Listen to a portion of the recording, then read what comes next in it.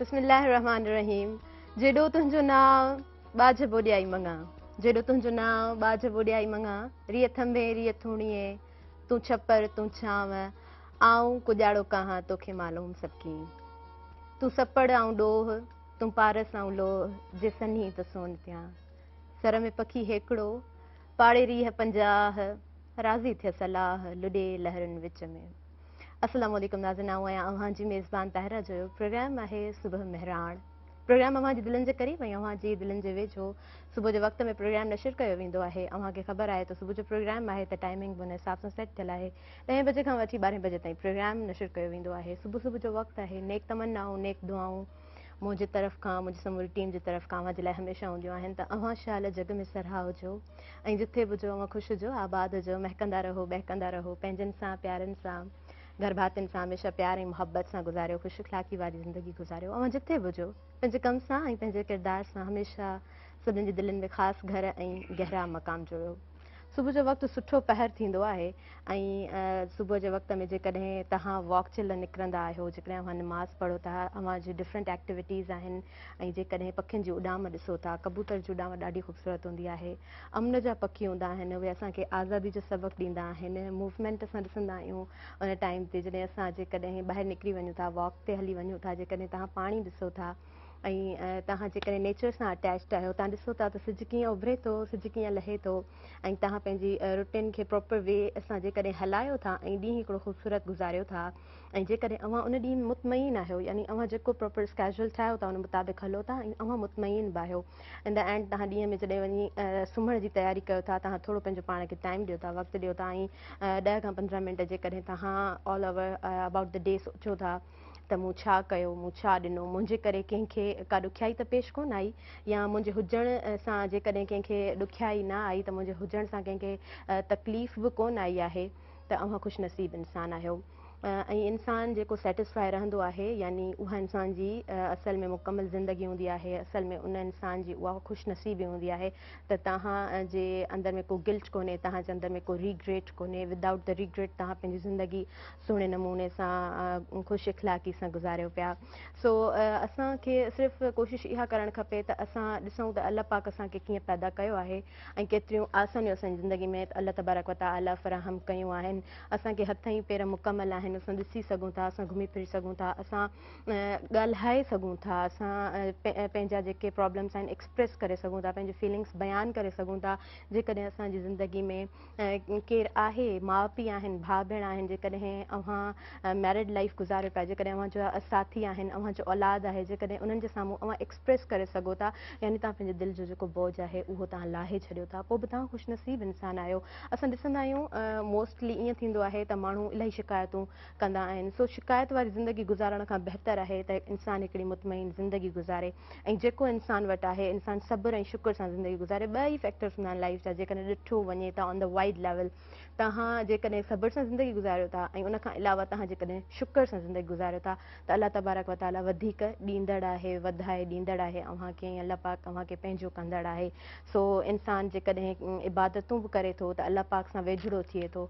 सो कोशिशि कयो त अव्हां पंहिंजी लाइफ में मुतमइन रहो। सो नाज़रीन, असां इहे ॻाल्हियूं कंदे कंदे पंहिंजे प्रोग्राम जी तरफ़ कुझु क़दम अॻियां वधाईंदासीं। ऐं अव्हांखे ॿुधाईंदी हलां त प्रोग्राम जो तसलसुल अव्हांखे ख़ुदि ख़बर आहे।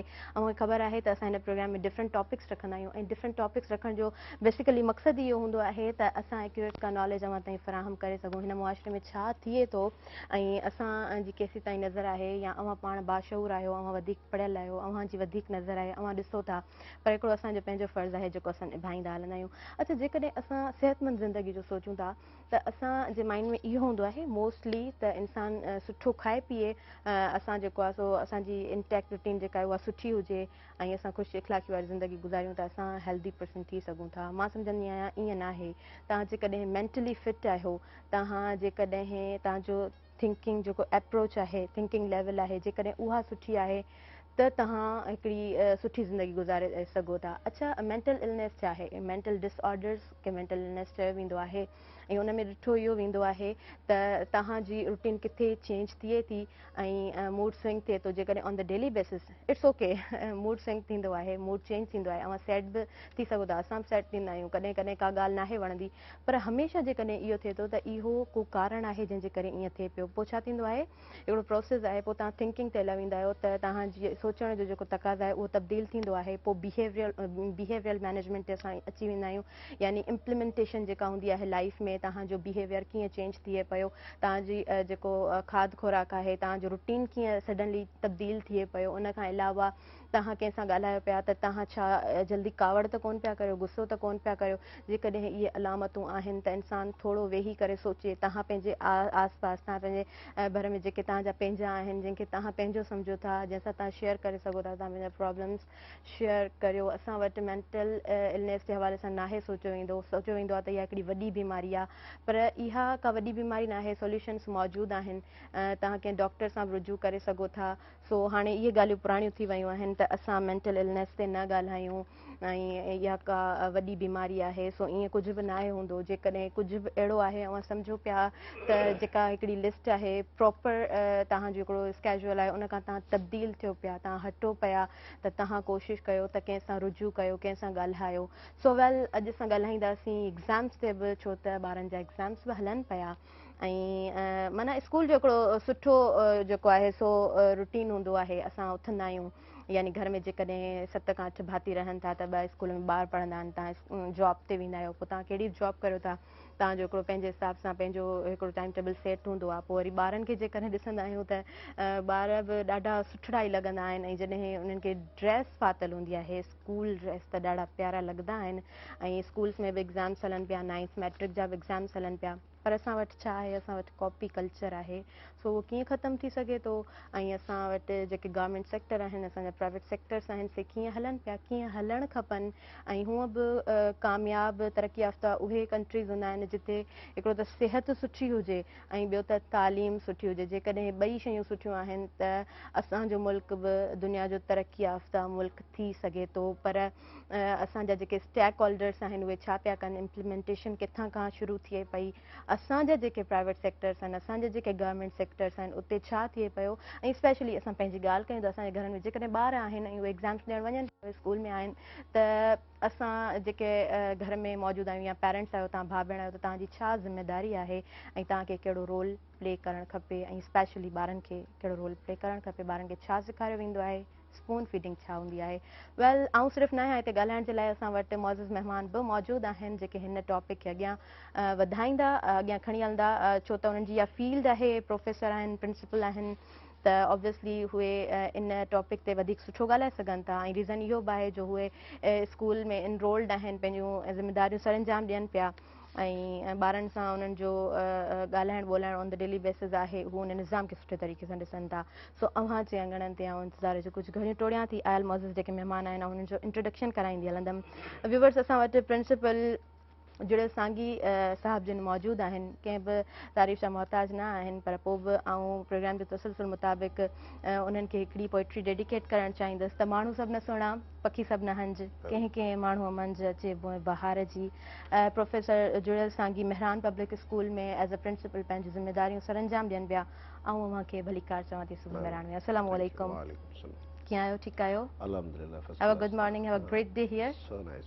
Thank U, it's pleasure for us कि तव्हां हिते आहियो, एंड ऑब्वियसली जेके टॉपिक रखिया आहिनि त तव्हांजो हिते हुजण बि असांजे लाइ शरफ़ जी ॻाल्हि आहे। असां अॻियां वधंदासीं, असां वटि मौज़ूज़ महिमान मौजूदु आहिनि, प्रोफेसर तनवीर सिद्दीकी साहिब जिन मौजूदु आहिनि असांजे प्रोग्राम में, सोशल स्टडी पाण पढ़ाईंदा आहिनि, ऐं उनखां अलावा सिंगर बि आहिनि, ऐं माशाअल्लाह सां सुठी उन्हनि वटि नॉलेज बि आहे, ऐं हींअर उन्हनि जी तब्दीली थी आहे, यानी मीरपुर ख़ासि में हू वेंदा, पंहिंजी जेका उन्हनि जी जॉब आहे, सो पंहिंजी ज़िम्मेदारियूं सर अंजाम ॾींदा वधीक। सो उन हवाले सां उन्हनि खां ज़रूरु असां पुछंदासीं, ऐं उनखे भली कार चांस सुबह में। कैसे हैं, ठीक है? बिल्कुल फर्स्ट क्लास, थैंक यू, शुक्रिया। Good morning to you. Thank you. कैसे हैं, और बताएं कि अभी आप जो है मीरपुर खास जाएंगे तो कुछ एक्साइटेड हैं?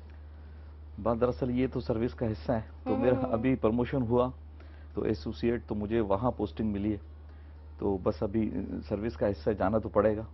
तो आपके प्रोग्राम के बाद मुझे वहाँ जाना है, ज्वाइन करना है मुझे जाके वहाँ पर। Great great. और आप बताएं एक प्रोफेसर की मॉर्निंग कैसे होती है, आप मॉर्निंग को कैसे देखते हैं? देखिए सर्विस में तो मोस्टली टीचर जो है अगर हम देखें तो उसको तो सुबह जल्दी उठना पड़ता है, ठीक है जी, क्योंकि मोस्टली 7:50 पर क्लासेस ऑन हो जाती हैं, ठीक है, या कॉलेज में तो थोड़ा सा और लेट। तो स्पेशली तो हमारा तो ये रूटीन है और हमें सुबह जो है वो उठने में कोई तकलीफ होती नहीं है।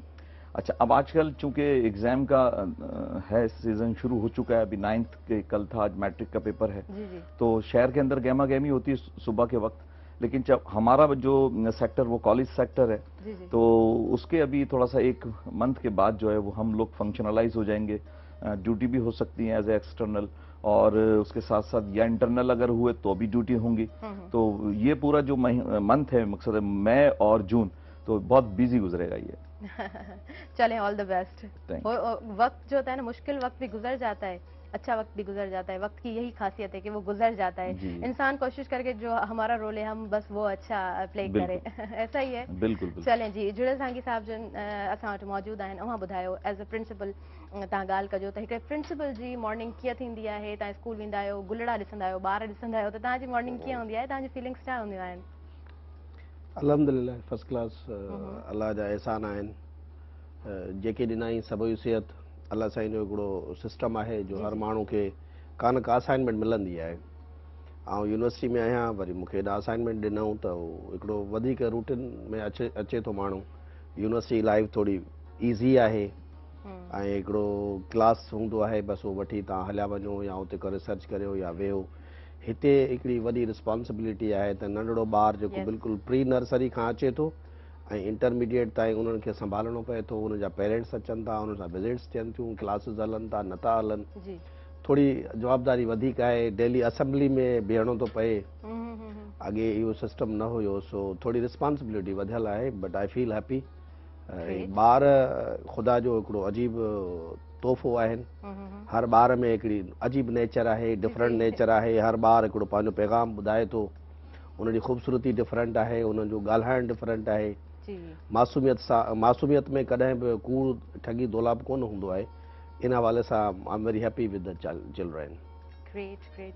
अच्छा, हिकिड़ो त तव्हांजे स्कूल में ईअं आहे त हिकिड़ो ॿारनि जो सेक्शन आहे, पोइ वरी वॾड़नि ॿारनि सां बि ज़ाहिरी ॻाल्हि आहे तव्हां उन्हनि जो बिहेवियर ॾिसो था। वरी टीचर्स ते बि पाण ईंदासीं। अॼु पाण एग्ज़ाम्स ते ॻाल्हाईंदासीं, अॼु पाण स्टूडेंट्स ते ॻाल्हाईंदासीं, अॼु पाण एक्चुअल मैकेनिज़म ते ॻाल्हाईंदासीं ऐं प्रिंसिपल ते ॻाल्हाईंदासीं। सो वेल, हींअर वक़्तु थी वियो आहे साईअ जो, असां साई जी तरफ़ व्यूवर्स वधूं पिया। अवां काॾे बि न वञिजो, ॾिसंदा रहिजो सुबुह मेहरान।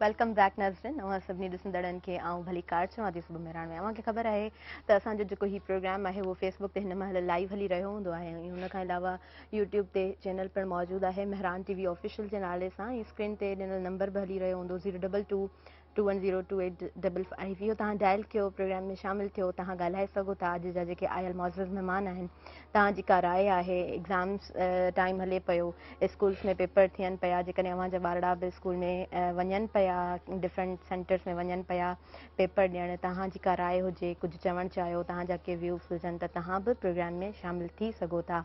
असां प्रोग्राम जे हिन सिलसिले खे, गुफ़्तगू जे हिन सिलसिले खे अॻियां वधाईंदासीं। प्रोफेसर जुड़ल सांगी साहिबनि खां इहो पुछंदसि त मॉर्निंग टाइम आहे, जेकॾहिं स्कूल न आहियो वेंदा त पोइ मॉर्निंग कीअं हूंदी आहे?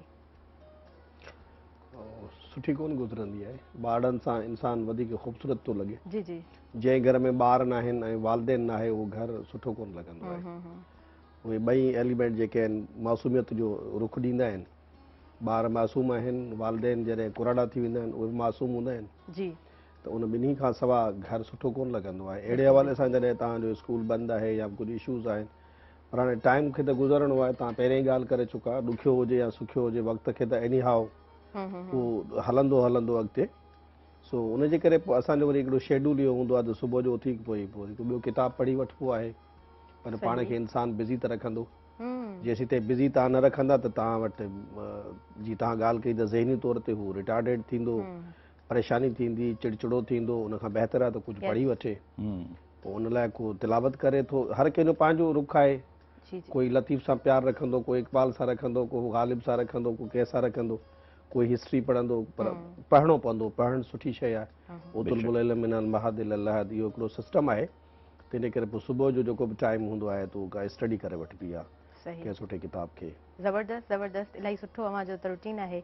ऐं पाण जेकॾहिं एग्ज़ाम्स जी ॻाल्हि कयूं त एग्ज़ाम्स टाइम आहे, उनखे कीअं ॾिसो था? असांजे जेको हिते जो तालीमी मयार आहे उनखे तव्हां कीअं ॾिसंदा आहियो? अभी हाणे तालीमी मयार जेको आहे उहो त सभिनी खे ख़बर आहे। असां वटि डबल स्टैंडर्ड आहे, हिकिड़ा त प्राइवेट स्कूल्स, हिकिड़ा सरकारी स्कूल्स। हाणे उहे गवर्नमेंट जे जेके आहिनि इदारा ॾाढा ख़ूबसूरत आहिनि, सुठा आहिनि, उते माण्हू कोन्हनि के, उते का रिस्पॉन्सिबिलिटी कोन्हे का। हाणे थोरो घणो मां सम्झंदो आहियां, ॾिसंदो बि आहियां त काफ़ी इम्प्रूवमेंट आहे। ऐं जीअं सोशल मीडिया डेवलप थी आहे न, त पोइ माण्हू उन्हनि जा फ़ोटो कढी या वीडियोज़ भरनि था, कनि था, त पोइ सभई माण्हू केयरफुल थियनि था। पर असुल ॻाल्हि आहे कॉपी कल्चर जी। त कॉपी कल्चर असांजो अॼु जो कोन्हे, अर्ली 80s खां इहो स्टार्ट थियो। असां ख़ुदि पढ़ंदा हुआसीं त राति जो 2-2:30 बजे पेपर हिते आउट थींदो हैदराबाद में, ऐं ॿार हुनजे पुठियां डोड़ंदा हुया। पर अलाह जो एहसान आहे, असां कॾहिं इन जे पुठियां न वियासीं, ख़ुदा असांखे बचायो। इवन इंटरमीडिएट छा यूनिवर्सिटी लेवल ते मां हिकु लफ़्ज़ बि ज़िंदगी में न ॾिठो चीटिंग जो। हिकु दफ़ो मैथमेटिक्स जो पेपर हो, फर्स्ट ईयर प्री इंजीनियरिंग जो, त मूंखे चयो वियो त भाई तूं छो कोन थो कॉपी करी, ॿिया सभु कनि था। मूं चयो भली आउं फेल थी वञा। पोइ नतीजो इहो निकितो त पेपर थोरो टफ हुयो, नो डाउट। पोइ 36 मार्कूं खणी आउं पास थी वियुसि। सो इहो माना माण्हू हिकिड़ो पंहिंजो पाण में तयन करे, ज़रूरी न आहे त वरी ॿीहर पेपर ॾेई सघिजे थो। पर असांजे वालदेन जी असल में इहा रिस्पॉन्सिबिलिटी आहे। सोशल जेको आहे न, सोसाइटी, सिविल सोसाइटी जेसीं ताईं उथंदी न तेसीं ताईं मामलात कोन ठहंदा। कॉपी कल्चर ते तव्हां कॾहिं बि कंट्रोल कोन था करे सघो। एतिरी ॾुखी थी वई आहे हाणे, जो माइट ख़ुदि ॿारनि खे वठी था वञनि, नोट्स ॾियनि था, व्हाट्सअप घरां वेही उन्हनि खे मोकिलीनि था, त पोइ इहो तव्हां सिस्टम कीअं सुधारींदो? टीचर जेकॾहिं कंट्रोल करे त उहो वालदेन थो चवे न तुंहिंजो छा वञे, त ओॾीमहिल त टीचर वीचारो लाजाब थी थो वञे, मजबूर आहिनि। ॿियो प्राइवेट इदारा जेके ख़ासि करे उन्हनि खे त पंहिंजो बिज़नेस करणो हूंदो आहे, त इन ते हिकिड़ो गवर्नमेंट हिकिड़ो पंहिंजो स्टैंड वठे। स्टेक होल्डर भली असीं सिविल सोसाइटी आहे, पर जेसीं ताईं गवर्नमेंट इनिशिएट न वठंदी न तेसीं ताईं मामलात सही कोन थींदा। सही, इन सवाल खे हाणे शिफ्ट कयूं था। तनवीर सिद्दीकी साहब जन मौजूदु आहिनि, एक्सटर्नल बि रही चुका आहियो। एग्ज़ाम्स टाइम में तव्हां एज़ अ एक्सटर्नल बि पंहिंजियूं ख़िदमतूं सरअंजाम ॾियो था, त उन टाइम ते कीअं ॾिसंदा आहियो हॉल खे, ॿारनि खे ऐं मैकेनिज़म खे कीअं था ॾिसो तव्हां? देखिए, मुख्तलिफ जगहों पर जाने का इत्तफाक हुआ है एज एक्सटर्नल, तो मुख्तलिफ सेंटर पर सिचुएशन मुख्तलिफ होती है। कहीं कहीं तो ऐसा भी होता है कि आपको खौफ होता है, क्योंकि जो हालात होते हैं आउटसाइड द सेंटर वो बड़े डेंजर किस्म के होते हैं। तो हमारी एज ए एक्सटर्नल कोशिश ये होती है कि हम इस तरीके से जो हमारे साथ लाइन फोर्सेस के जो लोग होते हैं उनको यूज़ करें कि उनकी ड्यूटियां लगाएं कि कम से कम बाहर से जो है ना कोई भी किसी किस्म का मटेरियल, सबसे पहले हम उसको ब्लॉक करते हैं कि बाहर से कोई ऐसी मटेरियल या कोई चीज़ ना है। फिर उसके बाद जो क्लास के अंदर इन्विजिलेटर्स होते हैं ना, हम उनको स्ट्रिक्टली कहते हैं कि भाई आप इस जिम्मेदार हैं। अगर हम तो आपको चलो थोड़ा सा रियायत के साथ कह रहे हैं, लेकिन अगर बाहर की कोई टीम आती है तो यू आर रिस्पॉन्सिबल, आप क्लास के अंदर रिस्पॉन्सिबल हैं। मैं तो राउंड करके विजिट करके आगे चला जाऊंगा, ठीक है, वक्तन फवक्तन आता रहूंगा, लेकिन बेसिकली जो क्लास के अंदर इन्विजिलेटर होता है उसकी ड्यूटीज ज्यादा होती है। लेकिन मैं साईं की बात को थोड़ा सा सेकंड करूंगा कि आजकल जो जमाना है ना उसके अंदर कॉपी कल्चर की अब मुख्तलिफ डिफरेंट शक्लें आ गई हैं। पहले जो थी ना वो तो कहते थे, हम जिसे हम फर्रा कहते थे या बूटी कहते थे, वो आता था। अब जो ये सोशल मीडिया के जरिए जो व्हाट्सएप का तरीकेकार है उसको यूटिलाइज किया जाता है, और हम देखते हैं कि बच्चे जो है ना वो एक खास क्लास होती है जो कॉपी करती है। आज भी हमारी सोसाइटी में बच्चे ऐसे हैं जो बहुत ज़हीन है और पढ़ते हैं, रिजल्ट उनका अच्छा है, उनकी गुफ्तगू से, उनकी बातों से, या उनका जो टेस्ट पेपर होता है जो हम मंथली लेते हैं, क्वार्टरली लेते हैं, उससे फीडबैक आ रहा होता है। लेकिन बात ये कि इसका सारा समअप जो है वो है एग्जाम। اب ایگزام کے اندر جو سینٹر ہے نا بڑا وہ ویری کرتا ہے کہ وہ سینٹر ہے کہاں. تو بعض جگہ سینٹر ایسا ہوتا ہے کہ وہاں آپ جو ہے وہ خوف محسوس کرتے ہیں اور آپ دیکھتے ہیں کہ وہاں جو آؤٹ سائڈ دی سینٹر حالات ایسے ہیں کہ آپ کچھ نہیں کر سکتے. مطلب لوگ آپ کو تھریٹ بھی دے رہے ہوتے ہیں. ہاں سیدھی بات ہے. اور ہم کوشش یہ کرتے ہیں کہ باہر سے کوئی مٹیریل جو ہے نا سب سے پہلے ہم اس کو روک لیں کہ وہ باہر سے نہ آئے. پھر انٹرنلی پھر ایک دم تو سختی نہیں کر سکتے, پھر آہستہ آہستہ آہستہ انویجیلیٹرز کو ساتھ دے کر اور انٹرنل جو ہوتے ہیں ان کو ساتھ دے کر ماحول دیکھتے ہیں کہ ماحول ہے کیسا. ٹھیک ہے, اس کے بعد پھر گریجولی اس کو کوشش کرتے ہیں کہ کاپی کلچر بالکل نہ ہو. صحیح. اچھا, کس طریقے سے مطلب مٹیریل اندر آتا ہے؟ آبویسلی سر, جس طرح سے ہمارا میکینزم ہے, ہم یہ نہیں کہہ سکتے کہ کاپی کلچر ہمارا ان فیو ایئرس ہمارا ختم ہوگا, بیکاز ہم جو اسٹارٹ سے دیکھتے آئے ہیں وہی آگے چیزیں چلیں گی. تو کیا کر سکتے ہیں, کس طریقے سے یہ جو ہے پورا چینج ہو سکتا ہے, آپ کیا سمجھتے ہیں؟ دیکھیں, چینج تو یہ تو سلو ہوگا, ایک دم تو چینج ہو نہیں سکتا. ٹھیک ہے جی, سائن نے جیسا کہا کہ یہ تو بہت پہلے سے چلتا, لیٹ 80s سے یا اس سے پہلے طریقہ کار مختلف تھے اس کے.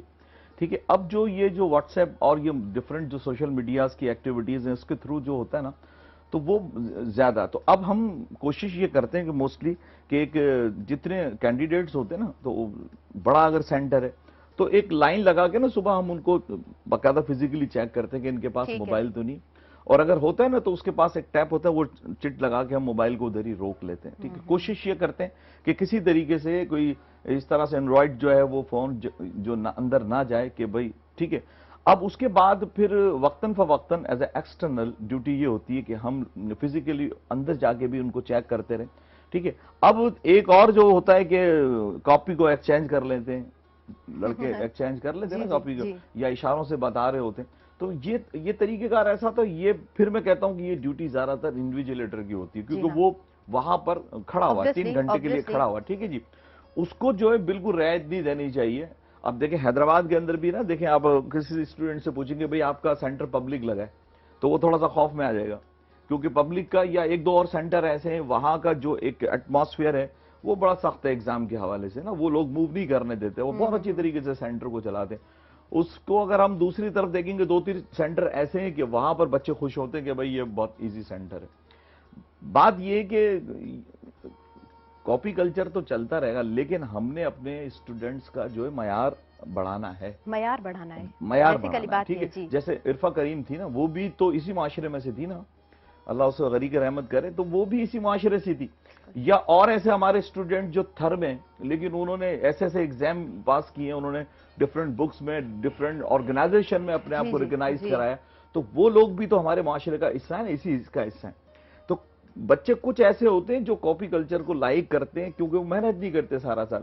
میں آج بھی کہتا ہوں کہ پاکستان کے ہمارے جو بچے ہیں, خصوصاً سندھ کے جو ہمارے بچے ہیں, ان میں بہت پوٹینشیل ہے, بہت پوٹینشیل ہے. گیپ تھوڑا سا کہاں پر آتا ہے کہ ہمارے یہاں جو غربت ہے نا, اس کی وجہ سے صحیح طریقے سے پیرنٹس اپنے بچوں پر اٹینشن نہیں دے پاتے. لیکن میں ابھی اس پروگرام کے تھرو میں تمام لوگوں سے ریکویسٹ کروں گا کہ کم از کم وہ ایگزام کے دنوں کے اندر بچوں کو تھوڑا سا اپنے سامنے بٹھا کے رکھیں, اتنا ٹائم دے دیں کہ بھئی آپ کیا کر رہے ہیں. کیونکہ آپ جو ہے نا تھوڑا سا ان کو پوچھیں گے نا, ہم کچھ بچے ایسے ہوتے ہیں ایز اے ٹیچر میں نے دیکھا ہے کہ ان کو کچھ کہنے کی ضرورت نہیں ہوتی ہے. ٹھیک ہے, وہ سارا سال تھرو آؤٹ ٹیسٹ کی بھی تیاری کرتے ہیں اور ڈفرینٹ چیزوں کو بہت اچھی طرح کلیئر کرتے ہیں. یہاں والدین کا بھی رول آتا ہے کہ وہ ایک ہیوی فیس پیڈ کر رہے ہیں پرائیویٹ میں. ٹھیک ہے جی, سائن نے کہا جیسے کہ گورنمنٹ اسکول کے اندر بھی جو ہے نا تھوڑی سی آزادی ہوتی ہے, لیکن اب یہ جو سوشل میڈیا ہے تو اس نے بھی آبزرویشن کو بڑھا دیا ہے. تو ایگزام کے دوران جو ہے نا والدین کا بڑا رول ہوتا ہے کہ وہ اپنے بچوں پر نظر رکھیں. وٹ ایور آپ کچھ بھی فیلڈ سے, جیسے ایک بزنس مین ہے تو اس کو ٹائم نہیں ہوتا, لیکن ایگزام کے دوران وہ کم از کم اگر اپنے پیرنٹس سے اپنے بچوں سے معلوم کر لے کہ بیٹا آپ کا پیپر کب ہے, کہاں سینٹر ہے اور کیا ہے, اور تھوڑا سا ٹائم نکال کے ان کے سر پہ بیٹھے تو دیکھیں اس کا رزلٹ کیسا آتا ہے. بالکل, وہ پھر گریجولی کاپی کلچر بھی آہستہ آہستہ ختم ہوگا. لیکن اب اس کے بھی بہت سارے طریقے کار ہیں, بہت سارے سوشل میڈیا کو استعمال کر رہے ہیں, بہت سارے باہر کی جو فارن ایڈ ہوتی ہے جو سینٹر کے باہر سے آتی ہے اس کو ایڈ کرتے ہیں. कहने का मकसद है जो एक्सटर्नल है इंटरनल है वो तो कोशिश करते हैं, जी, जी। लेकिन फिर भी ये सिलसिला जो है ना हम एकदम खत्म नहीं कर सकते। एकदम ख़त्म नहीं हाँ। कर सकते, लेकिन आराम आराम से हाँ। ऐसी स्ट्रेटजीज अप्लाई हो सकती हैं बिल्कुल। जिससे ये सिलसिला कम हो सकता है और स्लोली एंड ग्रेजुअली वो चेंज हो सकता है। अभी लाइव कॉलर हुननि सां पहिरीं ॻाल्हाईंदासीं। हेलो, अस्सलाम वालेकुम। अभी वालेकुम सलाम। जी, मुंहिंजा भाउ, अव्हां पंहिंजो तारुफ़ करायो।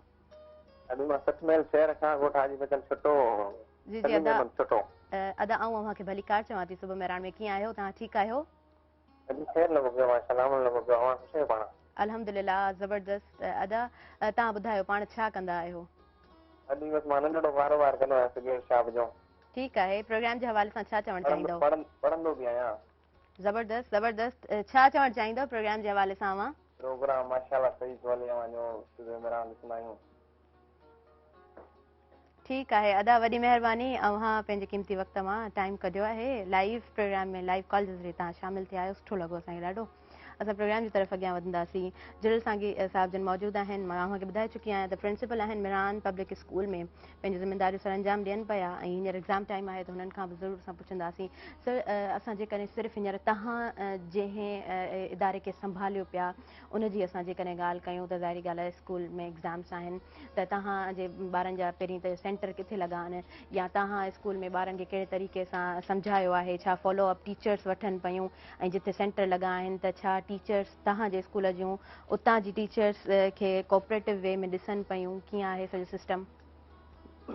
असल में यदि मसलो इहो आहे त पढ़ायूं असां जेको कुझु था, इम्तिहान किथे ॿार ॿिए हंधि ॾियण था वञनि। हा, इहो त आहे। सेंटर ॿियो आहे। जी, जी। उते त हाज़ा मिन फज़ल रबी आहे। माना जेको आयो जीअं आयासीं अॻियां, ॿाहिरां चीटिंग थिए थी, व्हाट्सअप थिए पई, सभु कुझु थिए पियो। त हाणे ज़ाहिरी ॻाल्हि आहे ॿारनि में त उहो शऊर न थींदो न। हू चवंदा असांखे भले स्कूल में कहिड़ो बि पढ़ाइनि, ॿाहिरि त चीटिंग थिए थी। पाक तुर्क असां वटि जामशोरे में स्कूल आहे, उन्हनि जा ॿार बि उते सेंटर था हणनि सोसाइटीज़ में अची। ओके। ज़ाहिरी ॻाल्हि आहे उहे ॿार बि चवंदा भली असांजा माइट खणी 20,000 फीस जमा कराइनि, पर असां त वरी बि चीटिंग वञी कंदासीं। सही, माना प्राइवेट इदारनि में ई सेंटर लॻा तक़रीबन हा, इहे सभु उते ई था ठीकु आहे। अचनि। हाणे थिए छा थो, ख़ौफ़ कोन्हे। हम्म, हिकिड़ो त ख़ौफ़ ख़ुदा कोन्हे, ॿियो ख़ौफ़ इंतज़ामिया कोन्हे। माहौल अहिड़ो लॻो पियो आहे जहिड़ो होटल ते वेही कोई कमु कंदो हुजे।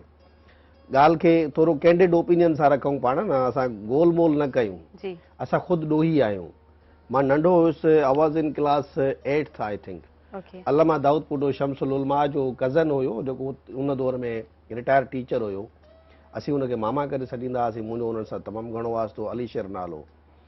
उहो चए पियो त मां बॉम्बे यूनिवर्सिटी जो सेंटर हुयो ऐं मैट्रिक जो इम्तिहान ॾेई रहियो हो।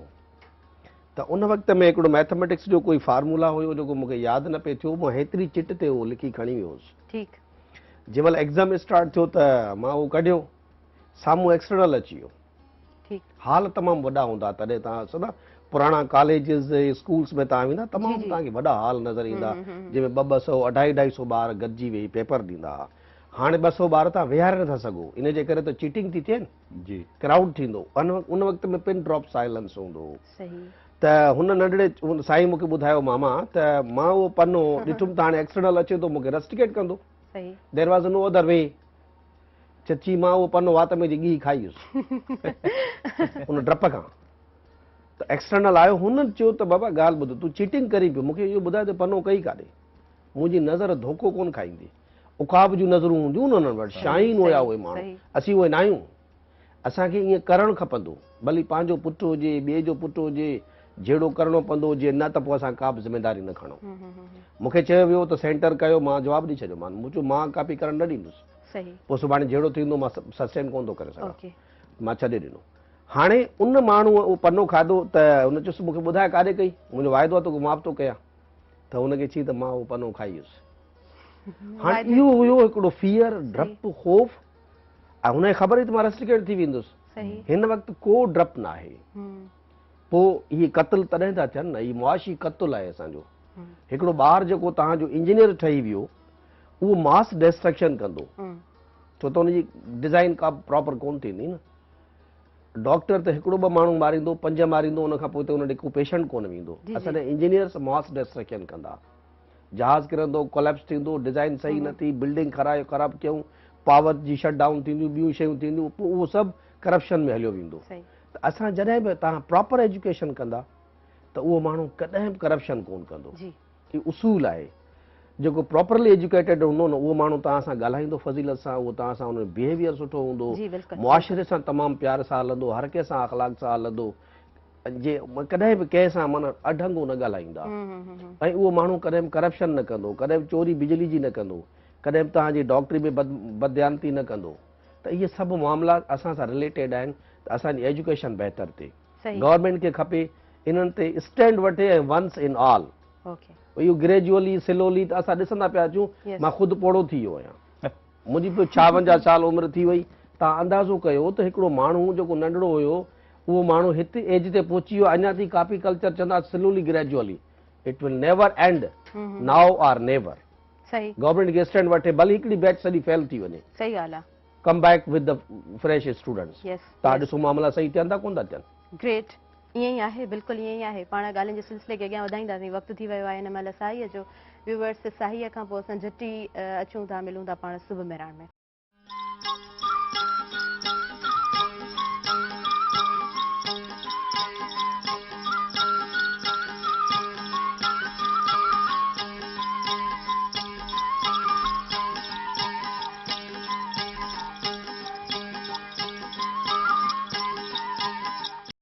वेलकम बैक नाज़रीन अवां सभिनी ॾिसंदड़नि खे आऊं दफ़ो ॿीहर दिलि जी गहराइनि सां भली कार चवां थी सुबुह मेराण में अव्हां जे घर में बिल्कुलु ॿारड़ा हूंदा अव्हां जा ॿारड़ा बि स्कूल वेंदा हूंदा ऐं एग्ज़ाम्स जेकॾहिं अव्हां जे ॿारनि जा बि आहिनि त तव्हां पंहिंजो रोल हिकिड़ो सम्झो तव्हां पंहिंजी ज़िम्मेदारी हिकिड़ी सम्झो जेकॾहिं तव्हां हाई फीसिस ॾियो था स्कूल्स में उन खां पोइ जेकॾहिं तव्हां ॿारनि खे ट्यूशन वठी ॾियो था पोइ बि जेकॾहिं तव्हांजो ॿार कॉपी कल्चर में अची थो वञे ठीकु आहे असांजे इर्द गिर्द में जेको माहौल आहे ॿार खे जेको माहौल मिले पियो चीटिंग थिए पई पर जंहिं ॿार ते एतिरो ख़र्च थिए पियो जंहिं ॿार खे टाइम मिले पियो जंहिं ॿार खे प्रॉपर अटेंशन मिले पई त उहो ॿार बि इन्हनि ॻाल्हियुनि जे वर चढ़े त पोइ बाक़ी छा बचियो सर ईअं ई आहे न असां जेकॾहिं ॻाल्हि कयूं उन पेरेंट जी असां ॻाल्हि कयूं जेको पेरेंट ॿार खे वक़्तु बि ॾिए थो ॿार खे स्कूल में उनजी सही फीस बि पे कराए पियो वरी ट्यूशन बि वठी ॾिए पियो तो उन बार जी हाँ जिम्मेदारी क्या है। अच्छा असर आप बताएं, आप एज अ इन्वेजिलेटर जाते हैं डिफरेंट सेंटर्स में, आप किस तरह के इन्वेजिलेटर होते हैं? आप सख्त हैं, कभी क्लास में जाके सेंटर में जाके किसी पे नोट लगाया है, किस तरह होती है सिचुएशन? बेसिकली मेरी ड्यूटी होती है ना वो एक्सटर्नल की होती है, मैं इन्विजिलेटर कभी नहीं बना। एक्सटर्नल जब भी गवर्नमेंट की ड्यूटी की तो कोशिश ये होती है कि मैं कोऑर्डिनेट करूं इन्विजिलेटर्स के साथ, क्योंकि मोस्टली उनकी ड्यूटी ज्यादा होती है, क्योंकि हम तो किसी और जगह से जाते हैं, वो जो क्लास में मौजूद होते हैं ना लोग वो वहीं के होते हैं, तो वो वहाँ के एटमॉस्फेयर को समझते हैं कि इसको ट्रिकल कैसे कर रहे हैं। ठीक है, अच्छा मिसाल के तौर पर आज के लड़के जो स्टूडेंट है वो भी होशियार हैं, या जो पियोन होते हैं वो कहते हैं कि साईं चक्कर लगा रहा है, आप जरा थोड़ा सा केयरफुल हो जाओ, तो मामला एकदम रुक जाता है। तो कोशिश ये होती है कि मैं अपने कलम से किसी को नुकसान ना पहुंचाऊं। ठीक है, कोशिश ये करते हैं कि किसी भी तरीके से एक पीसफुल अंदाज के अंदर सेंटर चले। ठीक है, अच्छा मैं अकेला नहीं, दो तीन एक्सटर्नल होते हैं, तो वो अपनी अपनी ड्यूटियों को सबको परफॉर्म करते हैं। तो मोस्ट रिस्पॉन्सिबिलिटी ज्यादा जो होती है वो इन्विजिलेटर की होती है। हम उसको यही कहते हैं कि आपने किसी भी सूरत के अंदर इसको रोकना है, ठीक है ना, चाहे वो मोबाइल के थ्रू हो या वो पेपर के थ्रू हो या और कोई सोर्स हो जिसके जरिए कॉपी हो रही हो, उसको रोकना है। और हमने देखा है कि बहुत सारे लोग ऐसे होते हैं जो बगैर किसी खौफ के क्लास को अच्छा कंट्रोल करते हैं, क्लास को अच्छा।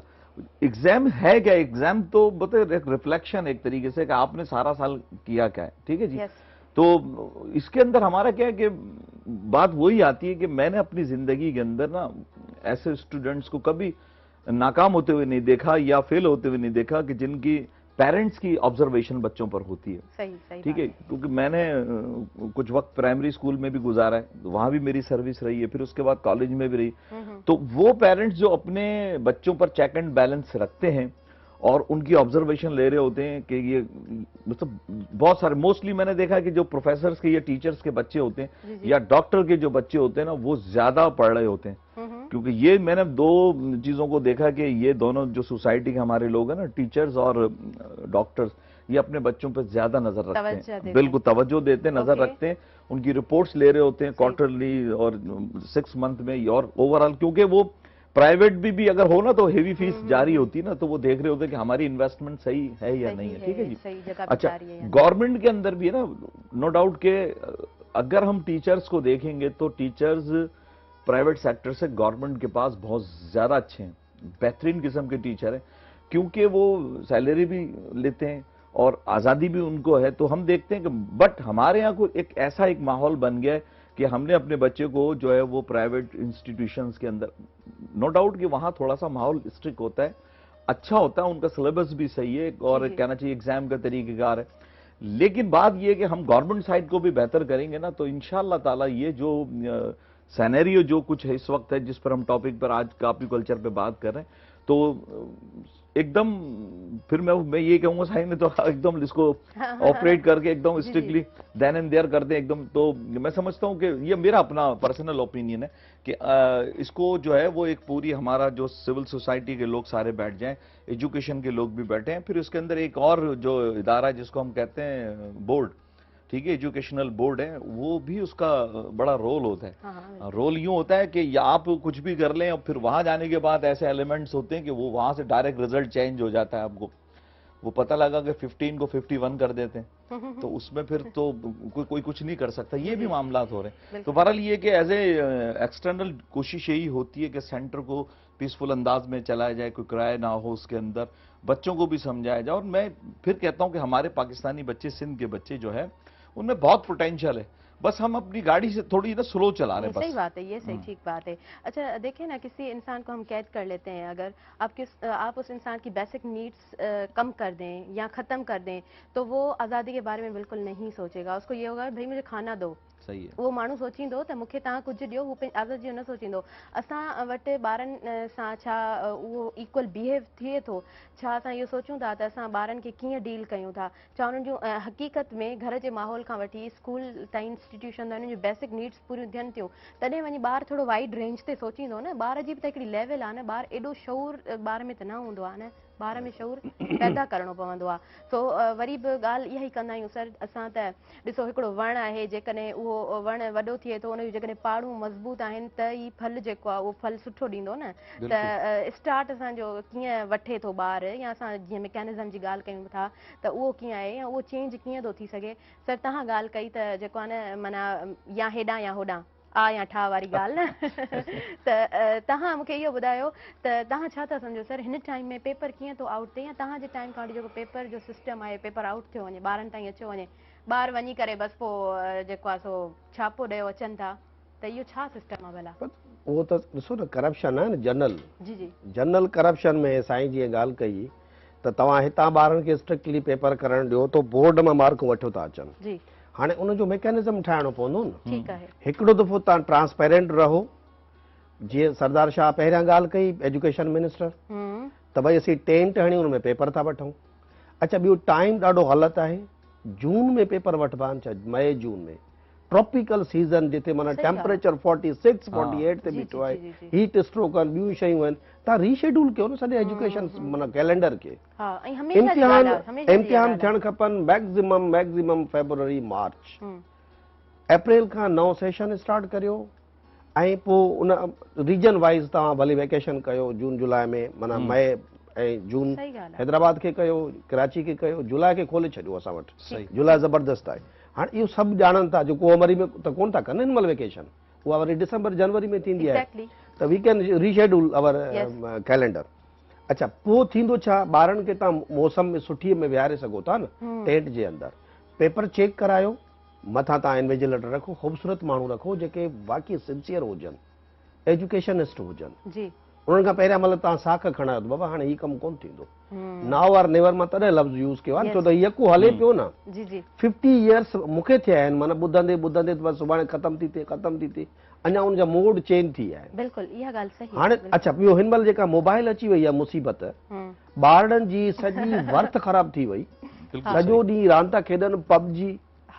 यूनिवर्सिटी स्टूडेंट सुबुह जो मां पढ़ायो पियो क्लास में, ॿ ॼणा पहिरीं मूं पुछियोमांसि भाउ छा थियो थी तूं मोगो लॻो पियो हुई, ॿियनि चयोसीं पबजी खेॾंदो आहे सॼी राति। हाणे उहो ॿारु जेको यूनिवर्सिटी जे फाइनल ईयर में पहुतो आहे, उहो बि पबजी थो खेॾे, जेको क्लास 1 में थो पढ़े उहो बि थो खेॾे। हाणे मूंखे ॿुधायो त इन ते छो गवर्नमेंट को लाइसेंस बंदि नथी करे इन्हनि खे, ब्लॉक छो कोन था कनि इन्हनि खे? भई मोबाइल खे एंड्रॉइड सेट आहे, ठीकु आहे, तव्हांजे कंट्रोल में छो कोन्हनि, शयूं त तव्हांजे कंट्रोल में आहिनि, पैसा था कमायो, इनखे बंदि कनि ऐं ॿारनि खे प्रॉपर एजुकेशन ॾियनि। तव्हां चैनल खोलियो न मोबाइल सिस्टम ते, चैनल उहे रखो जेके एजुकेशन जा हुजनि, ॾिसो ॿार डेवलप थियनि था।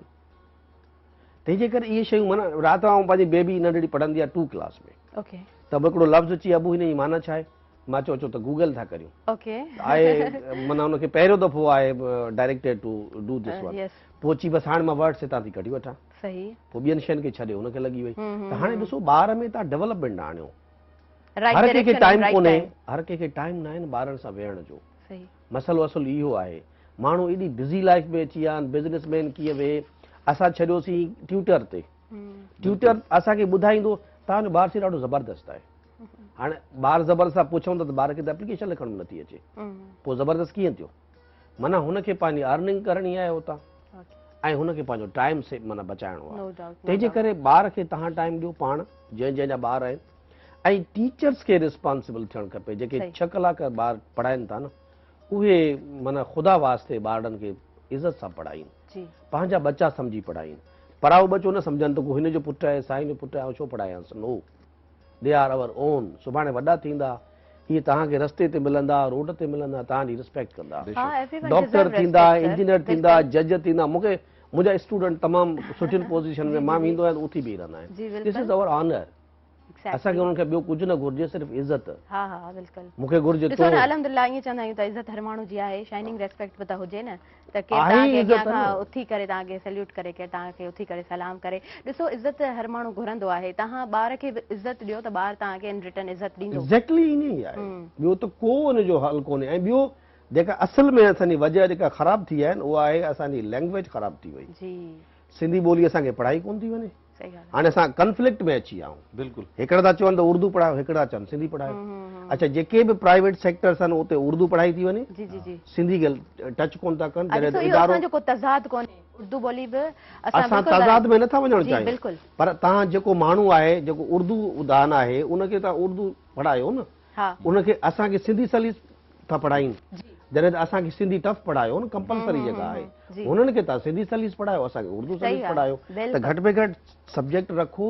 ॿार जी अॻे हूंदो असां 6 क्लास में ABC पढ़ंदा हुआसीं, जी जी हाणे हू ॿार पहिरियां वञे थो त ABC थो पढ़े, हाणे हुनखे 2 टे सब्जेक्ट था ॾेई छॾिया, वरी था चवनि त असांजा ॿार ॾाढा एक्सपर्ट आहिनि। ॿार त हुनखे तव्हां एॾो वज़न आहे, मुंहिंजी नंढड़ीअ जा माना हू किताब न पियो खणी सघां मां पाण, हू ॿार खणे थो त उहो डैमेज थियो थो, हा सर बिल्कुलु ईअं हू वज़न में ई परेशान आहे त हेॾा किताब।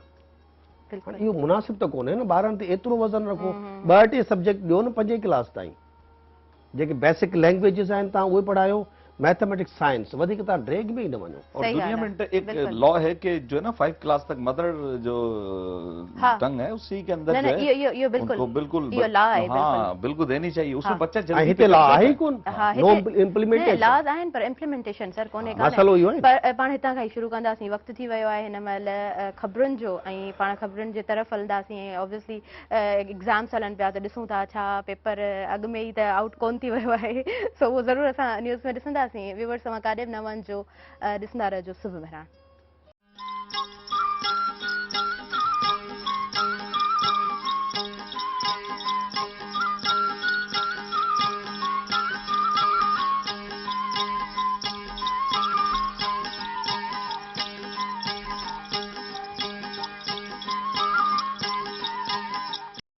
वेलकम बैक व्यूवर्स, ऐं सभिनी ॾिसंदड़नि खे भली कार चवां थी सुबुह मेहरान में। असां न्यूज़ में इहो ॾिठो त हींअर मीरपुर ख़ासि जो जेको आहे उहो पेपर आउट थी चुको आहे। सो सर ॾिसो न, असां वटि एग्ज़ाम जे टाइम खां पहिरीं ई पेपर आउट थी वेंदो आहे। सखर जो पेपर बि आउट थी चुको आहे।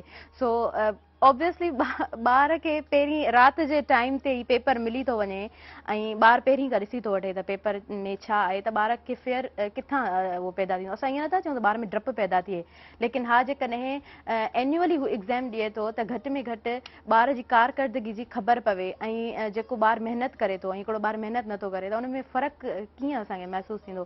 सर अव्हां ॿुधायो, अव्हां कीअं था ॾिसो हिन अगेन हिन सॼे मैकेनिज़म खे? उहा ई ॻाल्हि तो अर्ज़ु कयमि न मां पहिरियां बि, त हिकिड़े ॿार खे ख़बर आहे त मूंखे कापी करणु उते ॾिनी वेंदी, जी मूंखे पेपर बि ॾिनो वेंदो, मुंहिंजा वालदेन बि मुंहिंजी हेल्प कंदा, त उहो पढ़ंदो छो? ख़ौफ़ त परे जी ॻाल्हि आहे। माना अॻे हिकिड़ो डपु हूंदो असां में त अलाए सुभाणे पेपर में छा ईंदो, सॼो कोर्स उथलाईंदा हुयासीं, मथां हीअ अचे, मथां हीअ अचे, मथां हीअ अचे। हाणे उहा त शइ रही कोन्हे। राति जो सॼी राति ॿार रांदा खेॾनि सुता पिया आहिनि, सुबुह जो उते हुनखे हर शइ ठही ठुकी जीअं माना की होटल ते मानी मिलंदी आहे त उनजी कहिड़ी ख़बर पवंदी त हिन मानी जे पुठियां असां महिनत केतिरी थियल आहे, उहा शइ कीअं तयारु थी आहे, उनजा माना जेके उहो रेसिपीज़ कीअं थियूं। हाणे असां ॿारनि खे ठहियल वञी पेपर हथ में ॾिनोसीं त भाउ हीउ वठो हाणे तव्हां कयो, उहो ॿारु कॾहिं बि कोन पढ़ंदो ऐं उहो ॿारु तव्हांजो चवण बि न कंदो। उनखे ख़बर आहे त भाउ छो पढ़ां। सवाइ 10 to 20% ॿार आहिनि जेके महिनत कंदा आहिनि ऐं पाण पढ़ंदा आहिनि ऐं उनखे ज़रूरत बि न हूंदी आहे, उहे ई मथां अॻियां ईंदा आहिनि, पोइ इंजीनियरिंग में अचनि, डॉक्टरी में अचनि या काफ़ी ॿियनि इदारनि। मूंखे मुंहिंजी हिकिड़ी स्टूडेंट हुई, मां हुनजी मदर हुनजी कैंसर जी पेशेंट आहे ऐं उहो सॼी she has turn to black, वीचारी सफ़ा माना हालत हुनजी ख़राबु हूंदी ऐं इन कंडीशन में हुनजी बेबी असां वटि पढ़ंदी कॉलेज में, उहो वीचारी सदाईं परेशान हूंदी फीस जे मामले में ॿियनि शयुनि में। हाणे आई त मां पुछियोमांसि तव्हांजी नंढड़ी, चई सर मेडिकल में एडमिशन थी वई आहे। ॾिसो महिनत त कनि था न ॿार, न त इन जो ॿारु त घटि में घटि माना न थी सघे हा जहिड़ी कंडीशन सां, पर हुन ॾिठो त न चैलेंज आहे। ॿारनि खे तव्हां माना मोटिवेट कयो त बाबा तव्हांखे पढ़णो आहे ऐं तव्हांखे हीअ दुनिया अॻियां असांखे त वञिणो आहे न, अॼु सुभाणे वी हैव टू गो।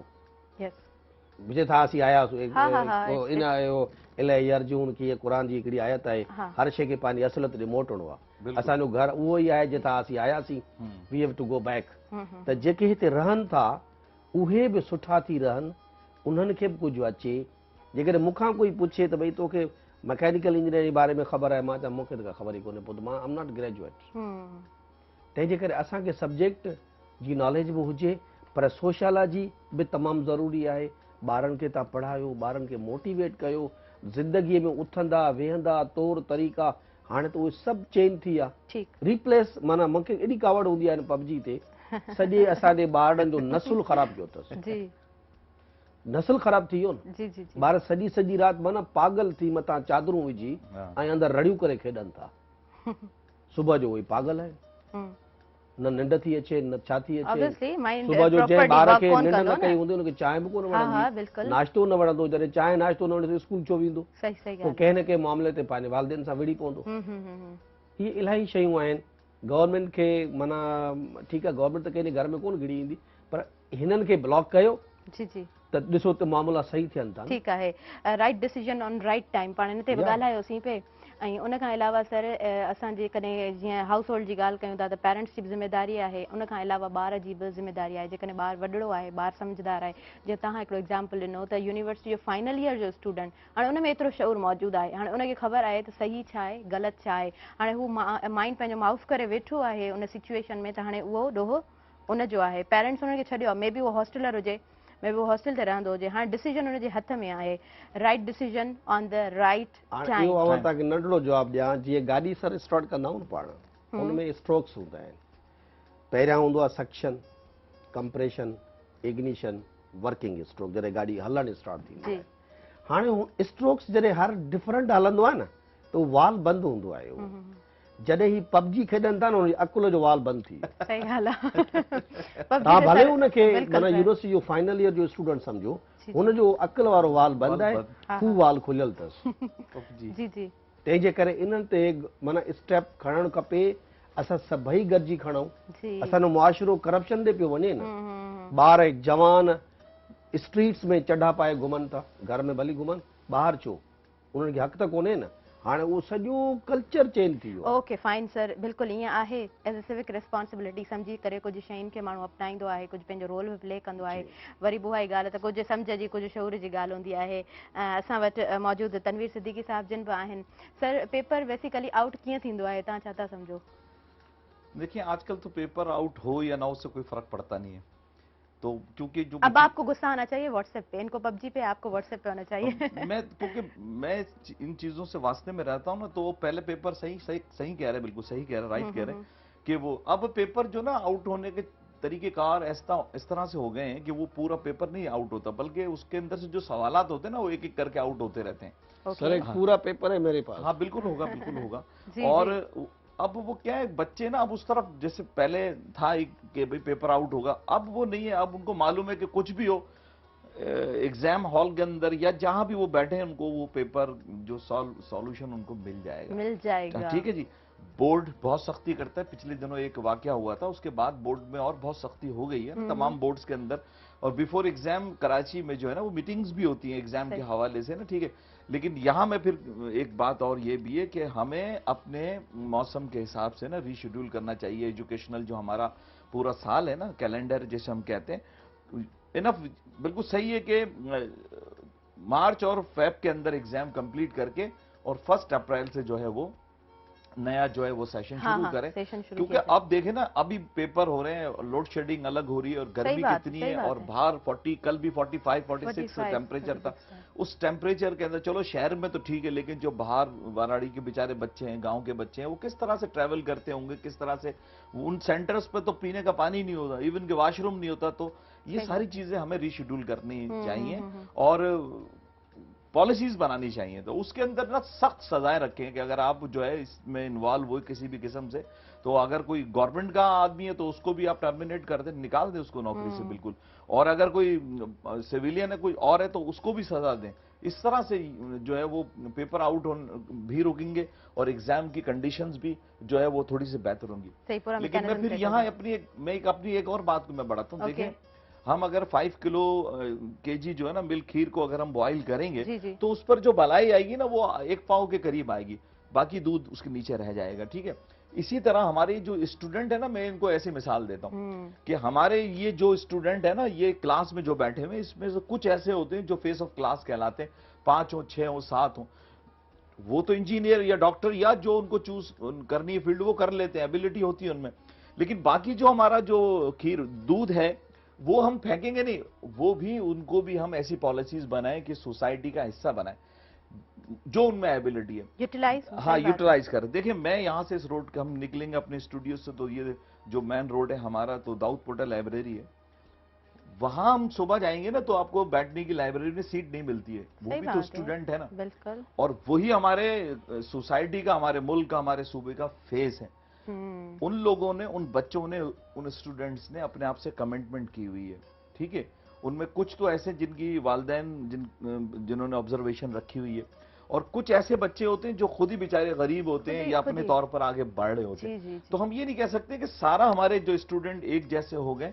उसमें क्लासेस हैं, कुछ बच्चे ऐसे हैं कि जो कि बिल्कुल नहीं पढ़ते, उनको कोई अपने फ्यूचर से कोई इंटरेस्ट नहीं है, क्योंकि वो लैंडलॉर्ड हैं या उनके पास बहुत ज्यादा पैसा है। ठीक है जी। तो वो डिफरेंट चीजों को, कॉपी कल्चर को मुख्तलिफ अंदाज से अडॉप्ट करते हैं। ठीक है। लेकिन ये जो बच्चे हैं हमारे पास जो लाइब्रेरीज में बैठ रहे हैं या CSS की तैयारी कर रहे हैं, PCS की तैयारी कर रहे हैं, वो भी तो है ना, वो कॉपी कल्चर को लाइक नहीं करते। अगर कॉपी कल्चर उनको एटमॉस्फेयर ऐसा मिल भी जाता है ना, तो वो उनके लिए सोने पे सुहागा होता है कि वो उनसे ज्यादा एडवांटेज ले लेते हैं।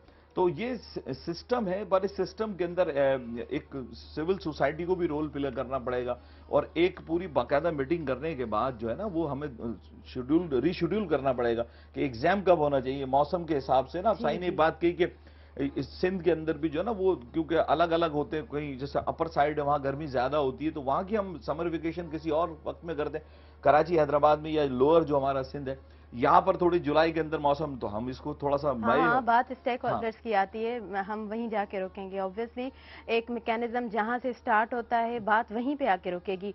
अच्छा सर, असां काफ़ी सारियूं ॻाल्हियूं कयूं न एग्ज़ाम्स जे हवाले सां, त पेपर छो थो आउट थिए, छा रीज़न्स आहिनि, स्कूल में कीअं ॿारनि खे पढ़ायो वञे पियो, ॿार वञनि था जॾहिं पेपर ॾियण, त ॿार खे छा माहौल मिले थो। पर अव्हां छा था सम्झो त जेको असल में असांजो हिते एग्ज़ाम सिस्टम आहे, जेको 3 महीने खां पोइ ॿार खे एग्ज़ाम वरितो वञे पियो, यूनिवर्सिटी में ॾिठो वञे त हिकिड़े सेमेस्टर खां पोइ ॿार खां एग्ज़ाम वरितो वञे पियो, त इन सॼे सिस्टम खे बेसिकली तव्हां कीअं था ॾिसो? जेकॾहिं असां जेको आहे सो तरक़ी याफ़्ता मुल्क ॾिसूं, उन्हनि जी तालीम ॾिसूं, जेकॾहिं कंपेयर कयूं, त पोइ तव्हां कीअं था ॾिसो हिन सिस्टम खे? न, हिते त जेको यूनिवर्सिटी जो सिस्टम आहे, सेमेस्टर सिस्टम, उहो त उन्हनि सां ई रिलेटेड आहे। सॼी दुनिया में ईअं ई हले थो। ओके। 2 सेमेस्टर साल में थींदा आहिनि, छो त सॼो साल जो लोड ॿार, छो त उते रिसर्च बि आहे, प्रैक्टिकल्स भी आहिनि, सब्जेक्ट घणा आहिनि। यूनिवर्सिटियुनि में चीटिंग कल्चर जो तसवर न आहे। मूंखे ख़बर आहे, असांजी यूनिवर्सिटी में महराणी यूनिवर्सिटी मां ॻाल्हि कंदुमि, असांजा ॿार हेॾे होॾे कंदु बि न चोरे सघंदा आहिनि। बिल्कुलु बिल्कुलु सर। ऐं मुंहिंजो ॿारु वेठो टेस्ट में, उन 39 मार्कूं खयूं, उनजी एडमिशन न थी। हाणे तव्हां हिन मां अंदाज़ो कयो त they are very strict they are very sincere. जी जी ॿियूं यूनिवर्सिटियूं बि ईअं ई आहिनि तक़रीबन। हम्म त हाणे उन में ॿार खे लोड एतिरो ॾियो जेतिरो हू 6 महीननि में पढ़े, वरी उनजा पेपर थियनि, वरी उनखे ॿियो सेमेस्टर ॾियो, ठीकु छो त उनजे क्रेडिट आवर्स पूरा करणा हूंदा आहिनि। त उहो त बहितर सिस्टम आहे। ज़ाहिरी ॻाल्हि आहे पाकिस्तान इंजीनियरिंग काउंसिल ऐं जेका हायर एजुकेशन हाँ, असांजा कमीशन सुठा वारनि इंजीनियर्स गॾिजी निकिरनि करे था ॿाहिरि, बिल्कुलु। हिकिड़ो सेटअप ठाहियो आहे जी ऐं दैट्स वेरी गुड। हम्म बाक़ी हाणे ॻाल्हि इहा थींदी त उते चीटिंग, तो चीटिंग मां नथो सम्झां की यूनिवर्सिटी में चीटिंग हुजे। बाक़ी ऑब्वियसली मिसाल को वॉशरूम यूज़ करे आयो उते ॾिसी आयो, बाक़ी ईअं कोन्हे। मोबाइल्स फोन उते अलो ई कोन्हनि के। हाणे ॻाल्हि असुल जेका असांजी एजुकेशन जी आहे, अच्छा यूनिवर्सिटी में फैसिलिटीज़ जा प्रॉब्लम आहिनि। माना पैसो कोन पई ॾे यूनिवर्सिटियुनि खे, यूनिवर्सिटियूं तबाह जे किनारे ते हली वियूं आहिनि, बिल्कुलु गवर्नमेंट को ख़्यालु कोन थी करे, हाँ। यूनिवर्सिटी में पघारूं कोन पई मिलनि, माण्हुनि खे जेके बि फंड्स हुया उहे सभु जहिड़ा कंज़्यूम थी विया आहिनि, हींअर कोविड जे टाइम खां पोइ बजट घणो कोन असर पई थियो आहे। मिले। जी कोविड जे टाइम खां पोइ घणो असर पियो आहे। बिल्कुलु माना तबाही जे किनारे ते, जी। जेके फीस मां पिया गुज़र कनि, फीस था वधाइनि त पब्लिक थी रड़ियूं करे। सही हाणे ॻाल्हि वञे आहे, माण्हू त काॾे वञे, जी। सवाइ उन्हनि यूनिवर्सिटियुनि जी जेके प्राइवेट यूनिवर्सिटियूं आहिनि हम्म उहे त लैस हलनि पई, उन्हनि खे परवाही कोन्हे, माण्हुनि खां पैसा पिया रिकवर कनि। पब्लिक सेक्टर जे लाइ वॾे में वॾो प्रॉब्लम आहे, जेकॾहिं हू 10 रुपया फी था वधाइनि। हाणे 36,000 30,000 असांजी यूनिवर्सिटी जी टर्म फीस आहे, मुंहिंजे ख्याल में 33,000 रुपया। ॿार उन ते बि कोन था माना एग्री थियनि। सही कहिड़ो तरीक़ो आहे बाबा, ईअं न कयो। तव्हां ॾिसो त ॿियनि तव्हांजी वर्थ केतिरी थी डेवलप थिए, तव्हां पंहिंजो थोरो पैसो यूज़ था कयो, पर even then it's not sufficient. Government खे सोचणु खपे त इदारा तबाह न कयो, इदारनि खे फंडिंग कयो। पैसे खां सवाइ दुनिया कोन हलंदी, पैसो सभु कुझु कोन्हे पर घणो कुझु आहे। ढप बिना ढोला कान्हे साञा सूंहं जी, ख़तमु थी वेंदी। जॾहिं तव्हां पैसो बंदि कंदा त इदारा सभु कोलैप्स थींदा, पोइ क्राइसिस थींदा, पब्लिक में परेशानी थी वेंदी। जेके बि इदारा आहिनि उहे पैसे खां सवाइ नथा हली सघनि। इहो यूनिवर्सिटी में अॼुकल्ह वॾो फुक़दान आहे। रिसर्च जा इक्विपमेंट नथा मिलनि त ॿार लेबोरेटरी में कीअं कमु कंदा। सही। त इहे कुझु इशूज़ आहिनि यूनिवर्सिटी जा। बाक़ी असांजे हिननि इदारनि में त अहिड़ो को प्रॉब्लम कोन्हे। ही सिर्फ़ु उहे 2 सेक्टर आहे, हिकिड़ो प्राइवेट हिकिड़ो पब्लिक। प्राइवेट में त कोई इशू ई कोन्हे, गवर्नमेंट पघारूं ॾींदी आहे माण्हुनि टीचर्स खे, उते के एॾा ख़ासि प्रैक्टिकल्स कोन्हनि, नंढड़ा नंढड़ा प्रैक्टिकल्स थोरी थोरी शयुनि ते थींदा आहिनि। ऐं प्राइवेट वारनि जा पंहिंजा हिकिड़ा रिसोर्सिस आहिनि जंहिं थ्रू हू कनि था। बिल्कुलु बिल्कुलु ईअं ई आहे। अच्छा सिद्दीकी साहब, अव्हां ॿुधायो, तव्हां जेकॾहिं कंपेयर कयो था ॿाहिरि जी तालीम खे ऐं असांजी पाकिस्तान जी तालीम खे, त पोइ तव्हां कीअं कंपेयर कयो था, छा ॾिसो था, छा टर्म्स एंड कंडीशन आहिनि, स्कूलिंग सिस्टम बेसिकली कीअं आहे? देखिए बाहर के जो कंट्रीज है ना, वहाँ पर उनका अपना जो बजट होता है उसके अंदर एजुकेशन के अंदर एक खास अमाउंट रखा जाता है, ठीक है। खास तौर पर उनकी जो प्राइमरी एजुकेशन है, सेकेंडरी एजुकेशन है, ठीक है।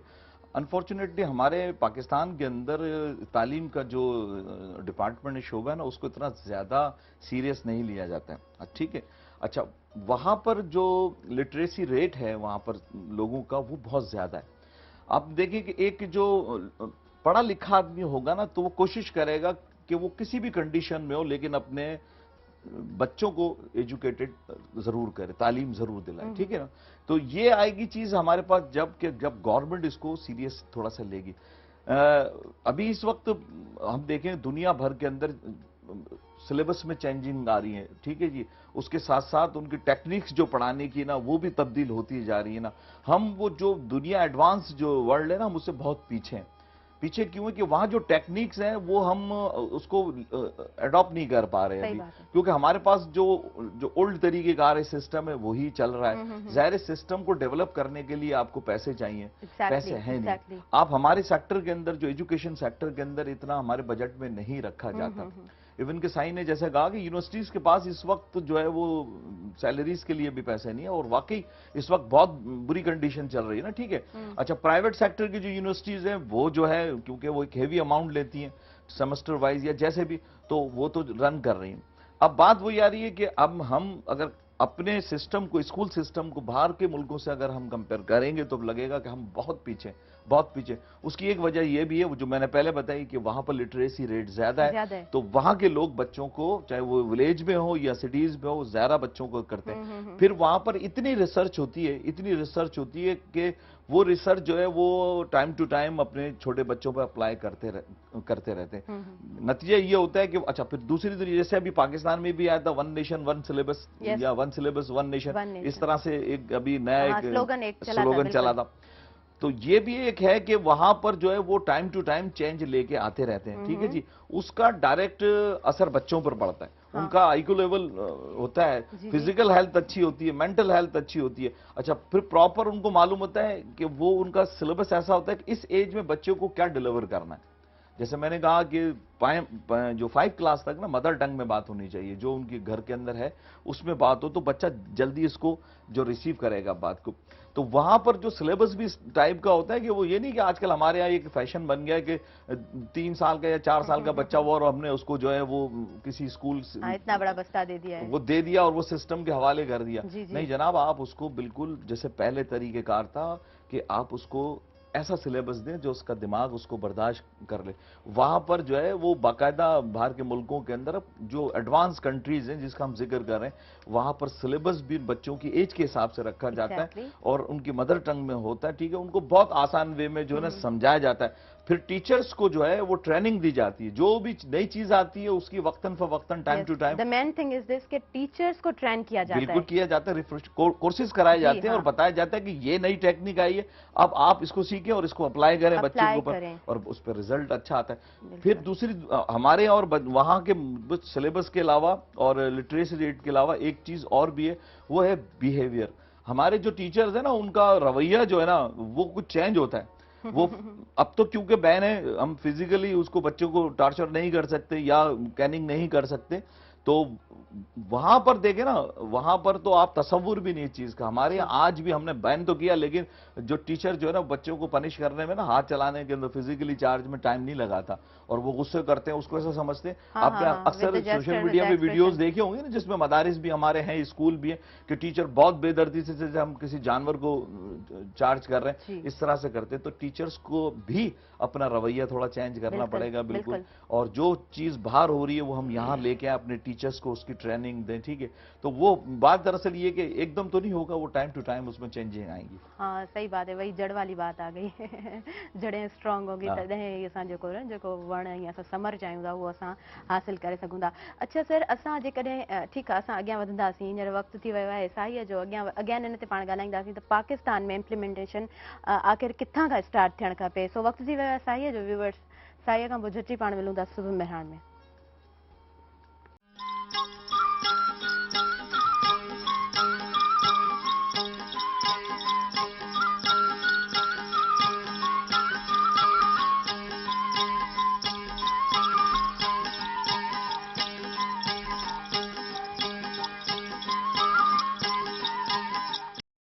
वेलकम बैक नाज़रीन, और सभिनी ॾिसंदड़नि खे आऊं भली कार चवां थी सुबुह मेहरान में ई स्कूल्स जी ॻाल्हि ई कंदा आहियूं असां, घर में असां घर जी ॻाल्हि कंदा आहियूं, पर थियणु ईअं न खपे। घरनि में बि ॿार खे विहारे करे सम्झायो वञे, ऐं तव्हां जॾहिं पेरेंट्स जेको आहे सो ॿार जी ज़िम्मेदारी ऑब्वियसली पेरेंट्स जी हूंदी आहे। तव्हां फीस ॾियो था डज़ नॉट मीन त तव्हां ॿार जो हक़ अदा करे छॾियो आहे। तव्हांजो रोल छा आहे, बेसिकली तव्हांखे पंहिंजो रोल प्ले करिणो आहे। असां सिविक रिस्पॉन्सिबिलिटी जी ॻाल्हि कंदा आहियूं, घर में असां पंहिंजे रोल जी ॻाल्हि कंदा आहियूं, ऐं पोइ असां सोसाइटी ताईं ईंदा आहियूं, दैन असां अॻियां वधी सघूं था गवर्नमेंट ताईं। ऐं वरी जॾहिं असां कंपेयर कंदा आहियूं त हिते असां वटि प्रिंसिपल बि मौजूदु आहिनि मेहरान पब्लिक स्कूल जा, उनखां अलावा सिद्दीकी साहब जिन बि असां वटि मौजूदु आहिनि।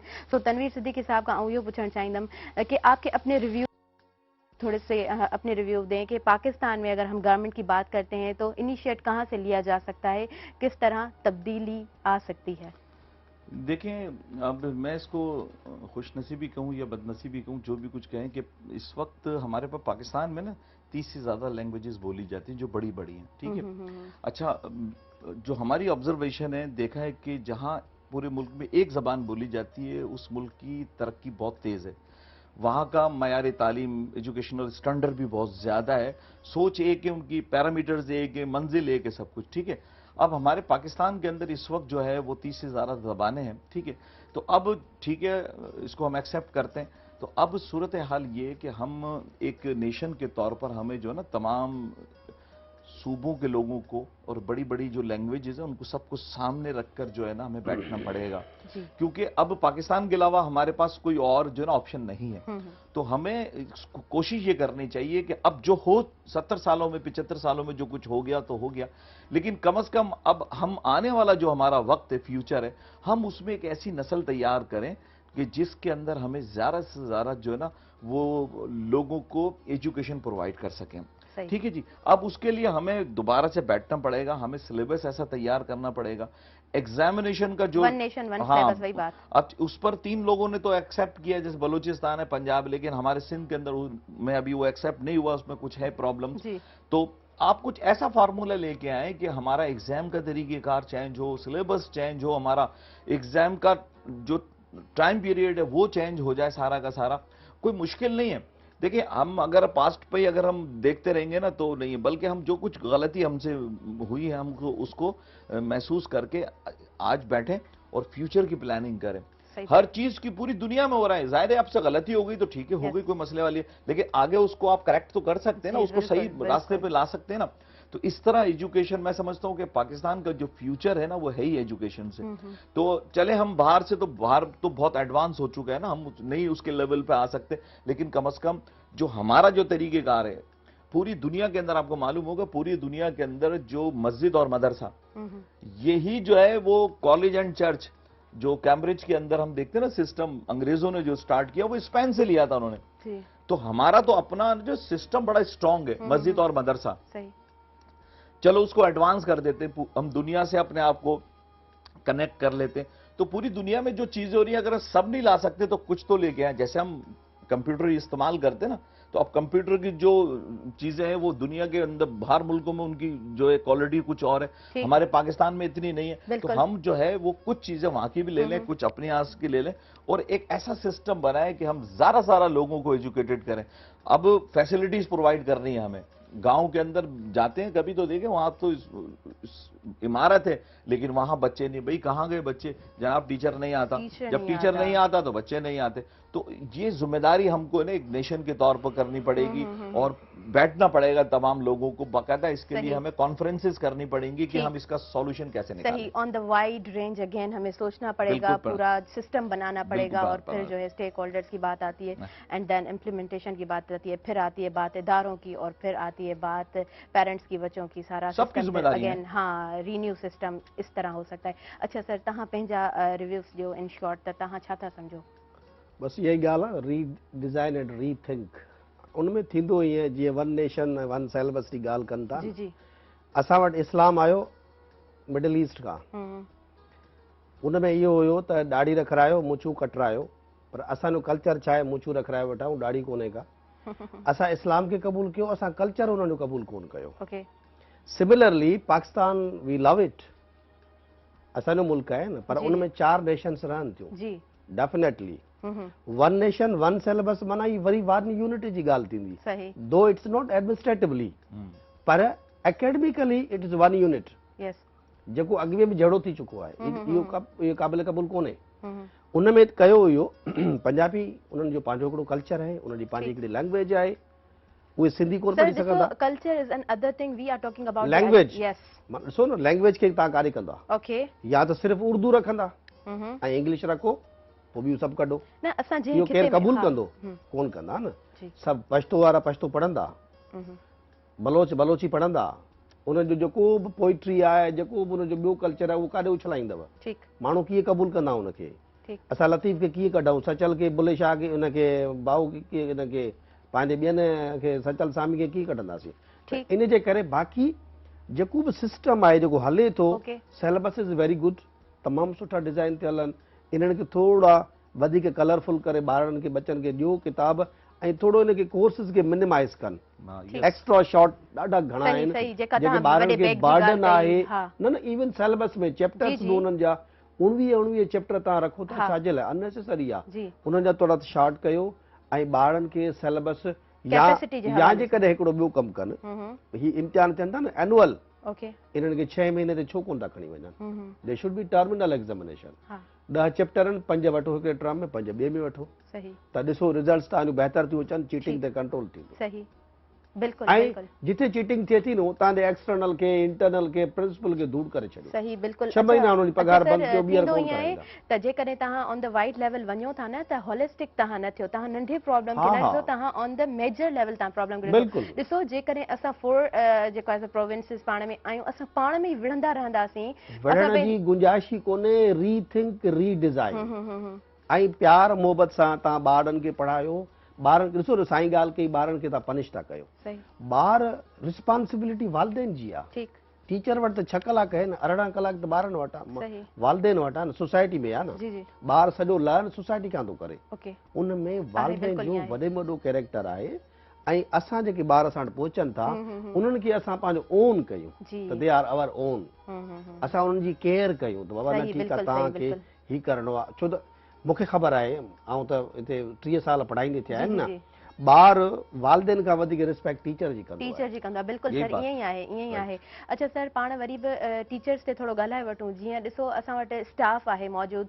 त छा तव्हां छा था सम्झो त उन्हनि खे छा ट्रेनिंग्स ॾियणु खपनि ट्रेनिंग तमामु ज़रूरी आहे ठीकु आहे। ॿाहिराड़ी जो टीचर जेको आहे हम्म, उहो छा थो करे अञा ताईं उनजो पोतड़ो कुल्हे ते हूंदो आहे उहो वेंदो आहे स्कूल में उन ई सां कपिड़े सां पंहिंजो जूतो छंडे वरी टेबल ते वेही ॿार पढ़ाईंदो आहे इहो अख़लाक़ियात कोन्हे उन्हनि जी ट्रेनिंग थियणु खपे प्रॉपरली अॻे ग्रेजुएट BA BT थींदी त अॾा वॾा हेॾा सारा क्वालिफाइड टीचर सही, हूंदा सही। हाणे MAd था कनि तॾहिं बि का ख़बर कोन अथनि प्रॉपर एजुकेशन कोन्हे अच्छा तव्हां सर उन्हनि जी तव्हां training- वटि ॾिसो तव्हां वटि हिकिड़ो इदारो आहे तव्हां हुनखे ऑन करियो पिया त छा तव्हां वटि छा स्ट्रेटजीस आहिनि फॉर Short एग्जाम्पल हींअर courses- तव्हां न हींअर तव्हां वटि सिस्टम स्टार्ट थींदो न अगेन हिकिड़ो सेमेस्ट्रिक सिस्टम जी, जेको आहे उहो स्टार्ट थींदो त छा तव्हां सम्झो था तव्हां वटि एतिरी अप्रोच आहे तव्हां टीचर्स खे ट्रेन करे सघो था टीचर्स यूनिवर्सिटी जा तव्हांजे स्कूल जेके जा अंडर में असां उते बाक़ाइदा वर्कशॉप्स कराईंदा आहियूं ओके हर 3 महीने 6 महीने को वर्कशॉप ठीकु आहे। कराईंदा आहियूं जंहिंमां टीचर्स खे ऐं टीचर्स असां इलाही पढ़ियल आहिनि हम्म दे आर ग्रेजुएट एमफिल थियल आहे उन्हनि टीचर्स जी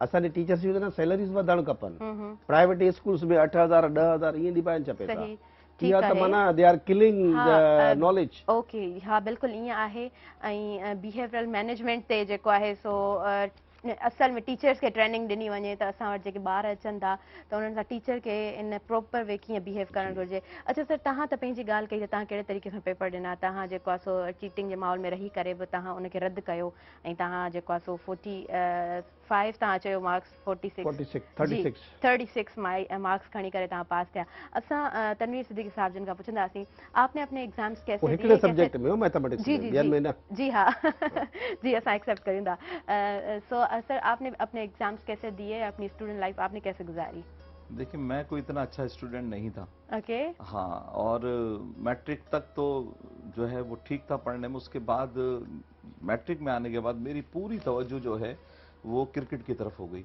सही तो फिर मैंने हैदराबाद बोर्ड को भी रिप्रेजेंट किया अपने स्कूल का कैप्टन कॉलेज का कैप्टन तो बस फिर आगे जो है वो क्रिकेट थी और मैं था सही ठीक है उसी के बेस पर मुझे आगे जाके जनाब खुर्शीद शाह साहब ने नौकरी भी दी ठीक है जी प्राइमरी स्कूल टीचर की क्रिकेट के बेस पर ओके अच्छा उसके बाद फिर जब एक टाइम ऐसा आया कि जब कुछ थोड़ा सेटल हो गया मैं तो मेरे दिल में वो जो स्टूडेंट था ना वो दोबारा जागा और मैंने यूनिवर्सिटी में दाखिला लिया ओके और पाकिस्तान स्टडीज से फिर मैंने जो है वो बाकायदा दाखिला लेने के बाद वहाँ मैं क्लास अटेंड करता था और उसमें मेरी फिर फर्स्ट पोजीशन थी पाकिस्तान स्टडीज के सही। अंदर तो वो जो मैट्रिक तक का एक स्टूडेंट था वो कुछ और था फिर बाद में गैप एक आ गया तो मैं ये तो नहीं कहता कि मैं बहुत कोई ज़हीन था लेकिन हाँ इतना था कि शार्प माइंड था और टीचर हमारे पास बहुत अच्छे थे जो अल्लाह उन सबको जो वफात पा चुके हैं गरी के रहमत करे जन्नत नसीब करे आमीन, वो आमीन। इतने ज्यादा मकसद कुर्ब रखते थे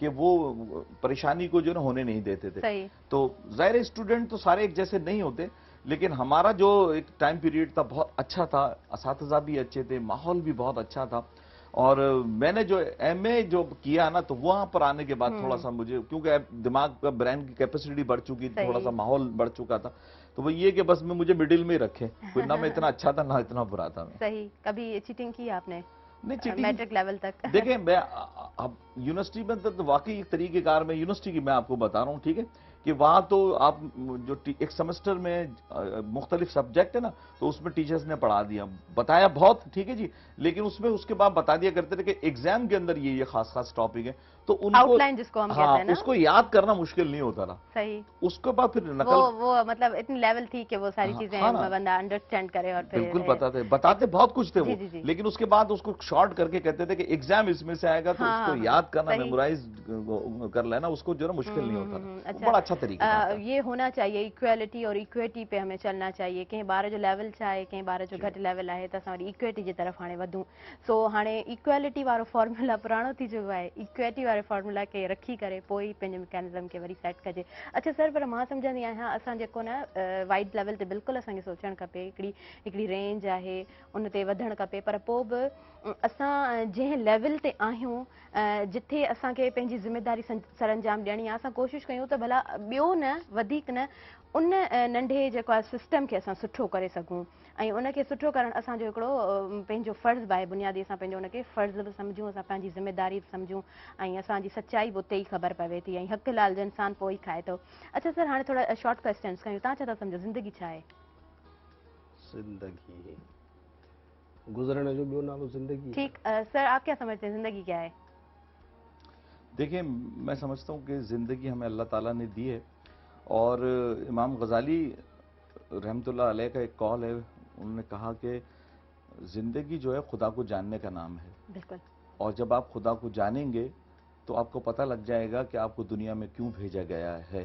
जबरदस्त, हाँ, जबरदस्त। और फिर आप उसी काम को करेंगे, क्योंकि आपको जो भेजा गया है ये सोच लें कि आप खास हैं, अल्लाह ताला ने Exactly. खास मकसद के लिए आपको यहाँ भेजा है। बेशक, बेशक। और मैं इस प्रोग्राम के जरिए मैसेज दूंगा कि जो रिश्ते हैं हमको उनका बड़ी कदर करना चाहिए, जैसे माँ बाप है या और जो खालू हैं, चाचा हैं, जो कुदरती रिश्ते हैं ना, उनकी बड़ी कदर करना चाहिए, कि यही जिंदगी है, क्योंकि अल्लाह ताला ने इन रिश्तों को ऊपर से हमारे लिए बनाया। तो जिंदगी जो है वो खुदा को जानने का नाम है। जब आप उसको जानेंगे तो पता लग जाएगा कि आप दुनिया में क्यों हैं, आपने काम क्या करना है। बेशक। अच्छा, मुनाफिकत क्या है?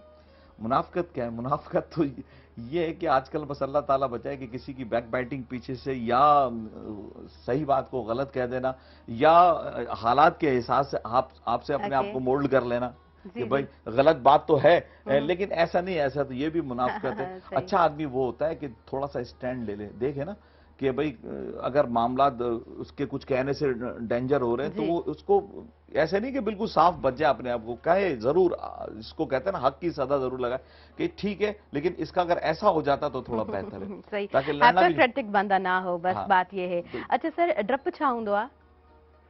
इन शॉर्ट तव्हां ॿुधाइजो, डप छा आहे? डप इहो ई आहे त माना आउं ही कमु कयां, मां त मरी वञा, को विड़े, को मूंखे क़तल करे, पर मौत त हूअं ई अचिणो अथसि। सही। त डप खां निकिरे त बहितर आहे। ज़िंदगी में डप जेकॾहिं रखंदो त हूअं ई बि मरी वेंदो। सही। डप खां निकिरे त बहितर आहे। डप ठीक में है, जंहिं शइ गुज़ारींदो ते त इख्तियार न आहे उतां खां डप इंसान में पैदा डप थींदो। स्टार्ट थो थिए, सही। ऐं उन डप में रहंदे रहंदे मरंदो, तंहिंजे करे मां निकिरी वञे बहितर सही। अथसि। शेर जी हिकिड़े ॾींहं जी ज़िंदगी सुठी आहे, गिदड़ जी 100 साल की ज़िंदगी खां। तव्हांजो चवण जो मकसद इहो आहे। अच्छा सर, आप सिंगिंग भी करते हैं, थोड़ा कुछ हमें सुना दें लास्ट में। सुना जी। चल, अच्छा मैं एक अरशद महमूद साहब का मुझे गाना अच्छा लगता है, वो मैं आपको गुनगुना देता हूँ। ओके जी। हो सके तो मेरा एक काम करो, हो सके तो मेरा एक काम करो, शाम का एक पहर मेरे नाम करो, हो सके तो मेरा एक काम करो। वाह वाह, ज़बरदस्त ज़बरदस्त। सर, अवां सिंगिंग सां छा रखंदा आहियो? उहो माण्हू ई न आहे जेको म्यूज़िक सां चाह न रखंदो बिल्कुलु। हुजे। रोअण ऐं खिलण म्यूज़िक आहे। सही। पोइ रोअण ऐं खिलण खां अलावा कुझु ॻाईंदा आहियो? न, आउं ॻाईंदो कोन। अच्छा सर, कहिड़नि शाइरनि खे ॿुधणु ॻाइण पसंदि त हाणे कंदा आहियो? जीअं चवंदा आहिनि त हर को पंहिंजे मुंहं सां त ज़रूरु हा हा ॻाईंदो हा, आहे। हर माण्हू खे ईंदो आहे। उहो त ज़रूरु अच्छा ईंदो सर, आहे। कहिड़नि शाइरनि खे ॿुधंदा आहियो तव्हां? सभु सुठा आहिनि, सभु बहितर आहिनि। सभु सुठा आहिनि, सभु बहितर आहिनि, पर वरी बि सभु हिकिड़ी पंहिंजी लॻनि चॉइस सुहिणा हूंदी सुठा, आहे न। को बि हिक ॿिए खां न घटि। लतीफ़ जो कोई जवाबु कोन्हे। जी बिल्कुल बिल्कुल। अच्छा सर, आप कौन ऐसे सिंगर्स को सुनना पसंद करते हैं? मैं जो भी टॉप क्लास के सिंगर हैं इंडिया पाकिस्तान के, सबको सुनता हूँ, लेकिन खास तौर पर रुश्दी साहब को मैं ज़्यादा सुनता हूँ, उनको फॉलो भी करता हूँ। उसके बाद फिर रफ़ी साहब हैं, किशोर हैं, इन लोगों को ज़्यादा सुनता हूँ। मेहदी हसन साहब हैं, उनको भी ज़्यादा सुनता हूँ। ज़बरदस्त, लाइक सुठी अवां जी पसंद। अच्छा, किताब कहिड़ो पढ़णु पसंद कंदा आहियो फारिग वक़्त में जेकॾहिं वेहो था त? देखिए जो भी हिस्ट्री की किताब होती है ना मुझे पसंद है, बायोग्राफीज हैं उसके अंदर, वो मैं बड़े शौक से पढ़ता हूँ, अभी भी पढ़ता हूँ। अब टाइम तो नहीं मिलता, सही। वक्त नहीं मिलता, लेकिन जो भी हिस्ट्री की किताब है, कोई नई ऐसी चीज जिसके अंदर कोई नई मालूमात हो रही हो, किसी भी तरीके से सोशल मीडिया से, किताब के जरिए मैं जरूर लेता हूँ। और अल्लाह ताला की एक बड़ी मुझ पर खास मेहरबानी कि मैं एक बार कोई चीज पढ़ लेता हूँ तो उसका कुछ ना कुछ पार्ट मेरे जहन में जरूर रह जाता है। सही सही, you have proved that you are the professor of social studies. Sir आप कौन सा बुक पढ़ते हैं, तव्हां कहिड़ो किताब पढ़ंदा आहियो, शॉर्ट में असांखे ॿुधायो। मुंहिंजो लतीफ़ जी रिसाले सां वधीक वाह, प्यार हो। ज़बरदस्त ज़बरदस्त। माना इन जवाब खां पोइ त माना असांजो सवाल बस ख़तम आहे। सर इन द एंड तव्हां छा मैसेज ॾियणु चाहींदव। मैसेज इहो ई आहे त असांजा सभु माण्हू गॾु थियनि, ओके, इन एजुकेशन खे सुधारीनि। बहितरीन। एजुकेशन हूंदी, असां हूंदासीं, एजुकेशन न हूंदी, ही मुल्क ही न रहंदो। We will be destroy. सही, बिल्कुल ईअं ई आहे। सर इन द एंड आप क्या मैसेज देंगे शॉर्ट। देखें, चूंकि हमारा आज का जो प्रोग्राम का टॉपिक वो तालीम है, और एक चाइनीज कहावत है कि अगर किसी कौम को तबाह करना है तो उससे कुछ ना लें, उससे तालीम ले लें। तो हमारी जो है ना वो सारी फ्यूचर, हमारी ताकत तालीम है। और अगर हम अपने मजहब को देखेंगे तो उसकी पहली वही में भी इकरा पढ़ी है। तो हम ये कहते हैं कि हमारा जो भी कुछ है वो पढ़ना है। क्योंकि आपने भी खौफ की बात की ना, खौफ क्या है, तो मैं यही कहता हूं कि खौफ के आगे क्या है, खौफ के आगे तालीम है। तालीम होगी तो खौफ खत्म हो जाएगा, हर चीज खत्म हो जाएगी। और तालीम हम अपनी जितनी कोशिश करें अपनी कौम को, अपने लोगों को तालीम दें, तो हर चीज उसमें फिर अखलाकियात भी आ जाएगी, खुदा को भी हम पहचान लेंगे, शरीयत को भी हम जानेंगे, और सबसे बड़ी बात तालीम के बाद हमें शऊर आ जाएगा, बर्दाश्त आ जाएगी, बर्दाश्त शऊर आएगा, बर्दाश्त आएगी, तो वी कैन डील ये मेरा वेरी मैसेज इजीली। ये है। ज़बरदस्त, बहितरीन, ॾाढो सुठो अव्हांजो मैसेज। आख़िर में हिकिड़ी ॻाल्हि कंदी हलां जुड़ियल सांगी साहिब जिन जी, मुंहिंजी नंढड़ी भाइटी बि तव्हांजे हुन प्राइमरी सेक्शन में पढ़ंदी आहे, त उन अची मूंखे ॿुधायो त सर आया, उन्हनि मूंखे अची ट्रॉफी ॾिनी, लास्ट टाइम हुनजी फर्स्ट पोजीशन आई। सर चयो नंढड़ी आहे, बिल्कुलु नर्सरी जी आहे, पर उनखे तव्हांजा जुमिला रटियल हुया ज़हन ते। उन ॿार जो ॾिसो जेको आहे ज़हन ॾिसो केतिरो शार्प आहे उहो ॿार। अची मूंखे चए थी त पुप्पो असांजा सर आहिनि तव्हांजे प्रोग्राम में आया हुया, सर मूंखे चयो पूरे क्लास में सभिनीनि खे चयो त तव्हां इहा रेस न लॻायो त तव्हां पाण में भॼो था ऐं तव्हां खटे वञो था, तव्हां पंहिंजी लिखण में रेस लॻायो। सो ॿारनि खे बि अहिड़ा मैसेज ॾियणु खपनि जीअं ॿारनि जे बि ज़हन ते जेको आहे न चिटिजी वञनि।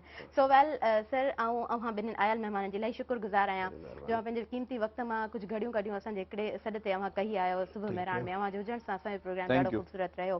Viewers, in the and in short ऐं इहो चवणु चाहींदसि त अगेन असां उहो ई अची विया आहियूं त भई तव्हांजी पंहिंजी ज़िम्मेदारी छा आहे, तव्हां ॿार खे कहिड़े तरीक़े सां स्पून फीडिंग करायो था। ऐं जेकॾहिं तव्हांजो ॿार प्राइवेट स्कूल में पढ़े थो, वॉट एवर पढ़े थो गवर्नमेंट सेक्टर में, त तव्हां पंहिंजे ॿार खे केतिरी तवजह ॾियो था, टाइम मैनेजमेंट छा आहे, ऐं राइट टाइम ते राइट डिसीजन कीअं वरितो वेंदो आहे, ऐं ॿार खे तव्हां ट्रेन कीअं कयो था, स्कूल में तव्हां रिपोर्टिंग कीअं वठो था, तव्हां पंहिंजो फ़र्ज़ु कीअं निभायो था। बेसिकली ॻाल्हि इहा हूंदी आहे। सो इन ते ज़रूरु तवजह ॾियणु खपे।